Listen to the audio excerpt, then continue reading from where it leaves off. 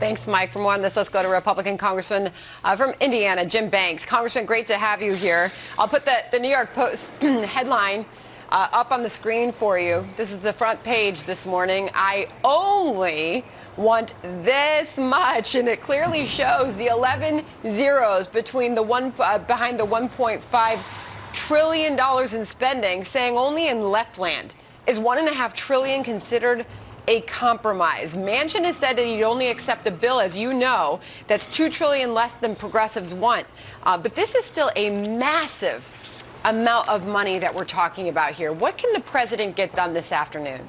And only on Nancy Pelosi's Capitol Hill is Friday still Thursday. This is the longest Thursday of my life, by the way. When Democrats don't get their way, they just change the rules. So they extend the calendar day from Thursday to Friday, and it's still Thursday in Washington, D.C. But at the end of the day, we're still talking about trillions of dollars. We're talking about $1.5 trillion, maybe it's more, maybe it's less, plus the $1.2 trillion on top of a almost $30 trillion national debt. And right now, today, we have the highest inflation that we've had in over 30 years. And these Democrats want to spend trillions and trillions of dollars more, saddling our kids and our grandkids with more debt and growing the deficit. So it's a travesty. This Democrat Party, as you can tell, is dysfunctional. We always give Pelosi and these Democrats more credit than they deserve. It's a clown car. Bernie Sanders is driving. Joe Biden's in the passenger seat. You got Pelosi and AOC fighting in the back seat. It's a clown car. They're about to drive over the cliff. I just hope that they don't take America with it. Okay, so I'll ask you more about that in just a moment. But first, we know that the president's going to head over. He's going to try to bridge the gap between the moderates and progressives in his party. We're about to hear Jen Psaki probably lay out exactly what his plans are this afternoon. But I had Karl Rove on top of the last hour, Congressman, and I asked him, I said, will progressives stand their ground here? He said this, listen. Maybe the president can pull a rabbit out of his proverbial hat, but I'm not certain of it. The progressives are very firm in their opposition to the bipartisan infrastructure bill. Bernie Sanders said they wanted to spend $6 trillion, and he thought the compromise was at 3.5, and they will not, in my opinion, go for a 1.5 or $1 trillion bill. So what say you? Do you believe that the progressives will budge at all? Well, like I said, this is Bernie Sanders' Democrat Party. It's not my grandpa's Democrat Party. The progressives control this Democrat Party today. It's the most radical socialist Democrat Party that we have ever seen. You saw Kyrsten Sinema get the heck out of town. She's the only one with backbone enough to tell the progressives to go pound sand. She just left town and said she'd had enough of it. But at the end of the day, the progressives are controlling the show.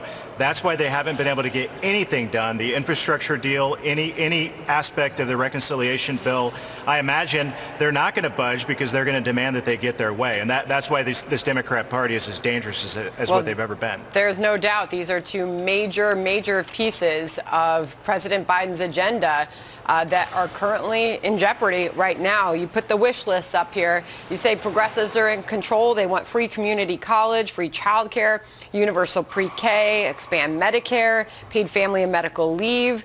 I just heard you use the word travesty. You and your party say that these plans, these massive spending plans that the president continues to lay out will fundamentally change America. Explain.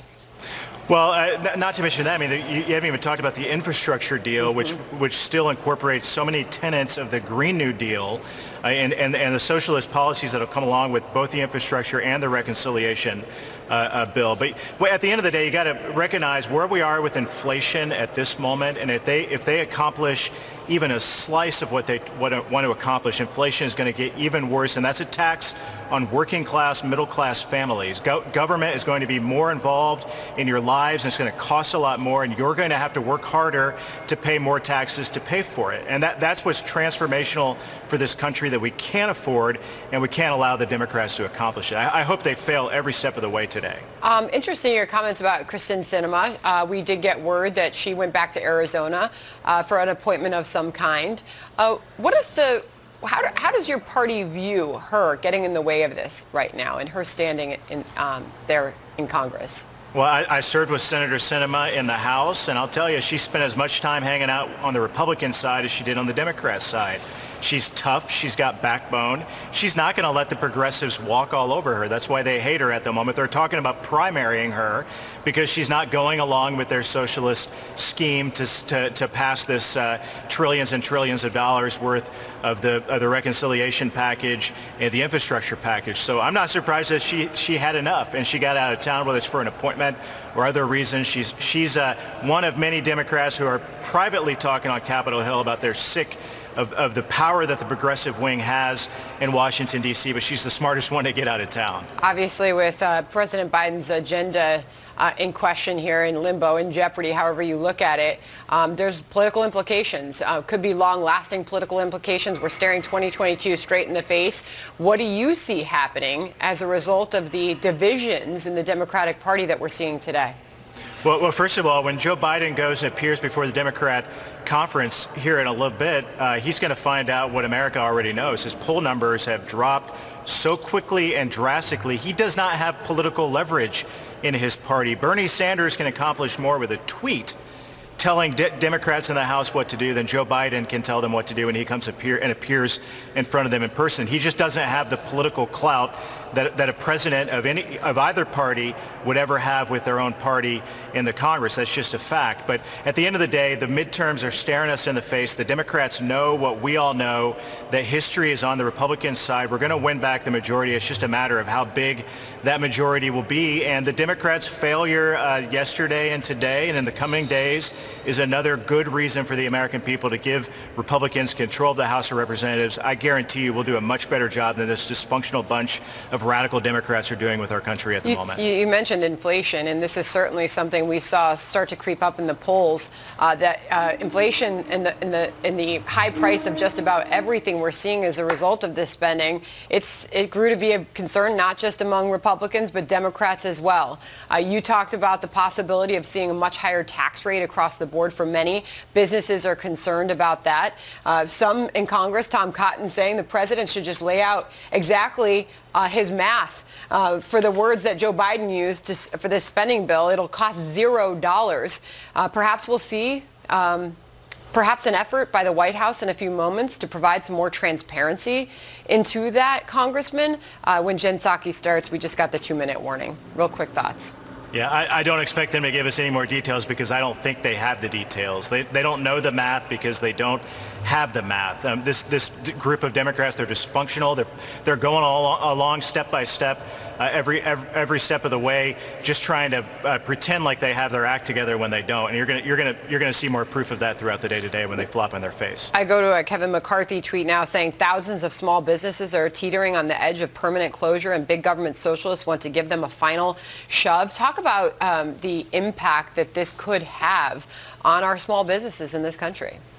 Our small businesses make up, they're the foundation, the bedrock of our economy. Most businesses in America, over 90% of businesses in America are technically small businesses, and their taxes are going to rise. It's going to be harder for them to keep, it's already hard enough for them to keep employees and fill open jobs. It's going to be nearly impossible when these Democrats get their way. Again, growing the size and scope of government in our daily lives and affecting the way businesses operate, higher taxes, inflation on the rise. It's going to be very difficult. Small businesses are going to be the one that bear the brunt of it most of all, and that's why this is shameful, and I hope the Democrats don't get it done. Congressman, as we await the press briefing to begin here, I want to bring in my colleague Mike Emanuel. He's in Washington. Mike?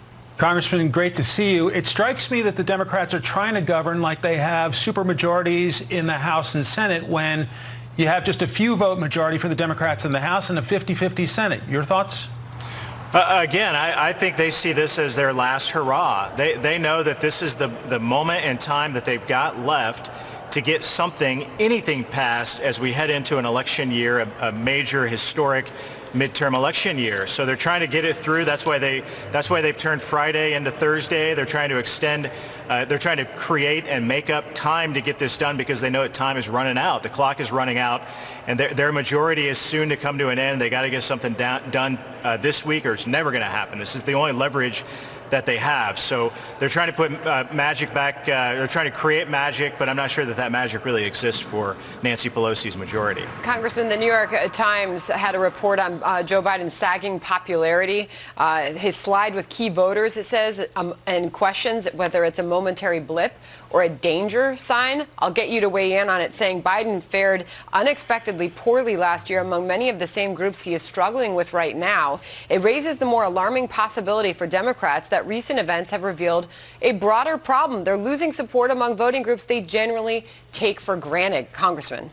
That voting group, top among them, are working class, blue-collar Americans who thought they were going to get something a lot different when Joe Biden became president than what they've got. And they know that this tax hike, this spending bill is going to make it harder for them to make ends meet. And that's why they're rejecting Democrats. They're rejecting Joe Biden. That's why when Joe Biden goes and appears before the Democrat conference, he does not have the clout or leverage to change any of their minds. That's just a pure fact. They know that if he came to campaign for them in their districts, it wouldn't do them a lot of good because of his lack of popularity heading into the midterm election. Congressman, you've been a part of these kind of negotiations in Congress. The longer this drags out, do the respective camps get further and further dug in? I think so. I really do, especially as you see the progressives try to flex their muscle, the socialist wing of the Democrat Party. You got Bernie Sanders sending out a tweet, and that does more damage to these negotiations than anything at all, because he has that kind of leverage with Democrat Party voters and with Democrats in the House. He controls the Democrat Party today. So the more they get dug in, the more frustration I see on the faces of my Democrat colleagues. They want to get out of town just as much as we do, but recognizing that when they do leave town, it's going to be a major failure for this Democrat Party. Congressman, I appreciate you standing by as we await that briefing.